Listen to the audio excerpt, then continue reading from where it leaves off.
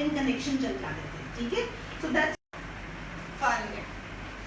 XAMPP का icon मैंने बताया था कि ये ऑरेंज आइकन है, और XAMPP को जब आप लोग रन करते हैं तो वो यहाँ पे एज अ ट्रे आइकन आएगा। तो उसके बाद मुझे उसको डबल क्लिक करके उसका कंट्रोल पैनल ऑन करना पड़ेगा, ठीक है। यहाँ पे XAMPP के साथ मैंने क्या कहा था कि क्या क्या चीज़ें आती हैं, ठीक है, MySQL, FileZilla, PHP, Mercury में साथ में Tomcat, ठीक है।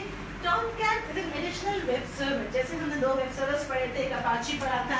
Tomcat is also an additional web server जो कि हमें अपाची के पैकेज के साथ मिलता है। अब XAMPP को एक कंट्रोल पैनल में जाके मुझे बताना पड़ेगा कि मैं अपनी वेबसाइट के लिए कौन कौन सी सर्विसेज यूज करूंगी। SQL या FileZilla उनको मुझे मैनुअली जाके स्टार्ट करना पड़ता है, ठीक है। तो this is the start button जिस पर हम क्लिक करेंगे। इनिशियली क्या हमें MySQL की ज़रूरत होगी, अभी जब हम फर्स्ट अपना काम करेंगे हमें MySQL की कोई ज़रूरत नहीं होगी, तो हम उसको स्टार्ट नहीं करेंगे, हम सिर्फ और सिर्फ अपाची को स्टार्ट करेंगे जी। जब XAMPP इंस्टॉल हो जाता है, ठीक है, सो बाय डिफ़ॉल्ट एक पैकेज पूरा इंस्टॉल हो गया, उसके अंदर आपके पास बहुत सारी चीज़ें आ जाती हैं, ठीक है।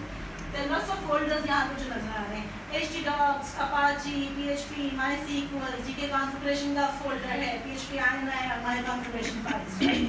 सबसे प्राइमरी चीज़ क्या है इसके अंदर जहाँ पे मैं अपनी चीज़ें रखूँगी। You don't have to go through each and every folder, क्योंकि पैकेज है, पूरा पैकेज इंस्टॉल करते हैं। जब हम विंडोज़ में इंस्टॉल करते हैं तो हमारे पास बहुत सारी चीज़ें उसके अंदर आती हैं, लेकिन हमें इन सब के अंदर जाने की नहीं होगी।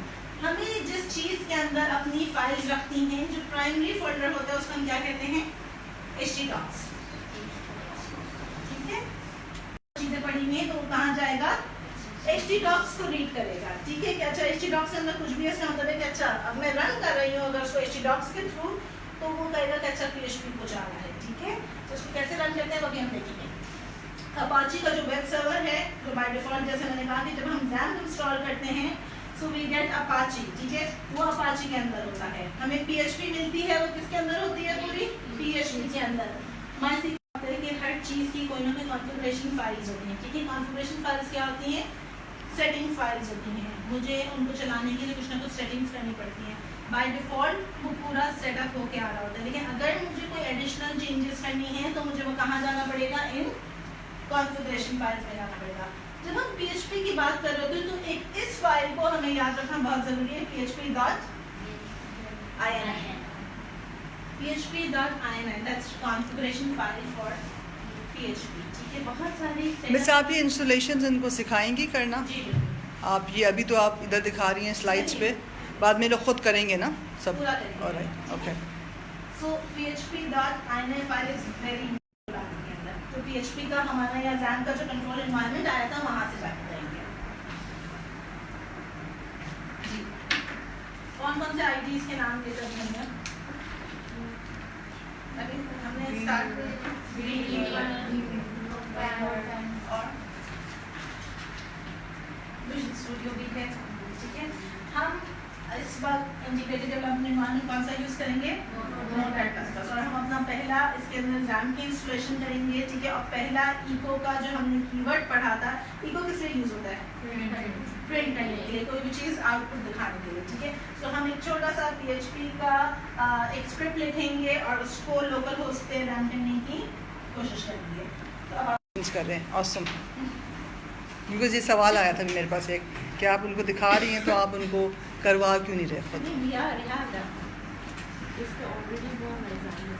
एक से ज़्यादा XAMPP चला सकते हैं, मैंने कहता इंस्टॉल कर सकते हैं, एक चलाएंगे हम एक, लेकिन एक से ज़्यादा इंस्टॉलेशंस हो सकती हैं।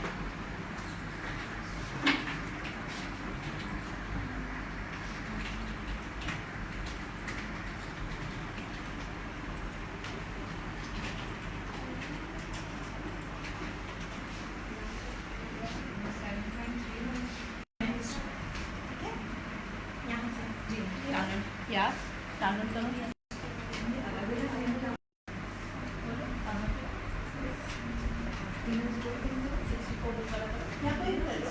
डाउनलोड कर लें।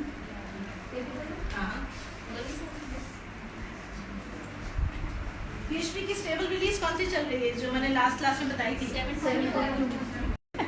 याद है चीज़ You're enjoying. You're enjoying, huh?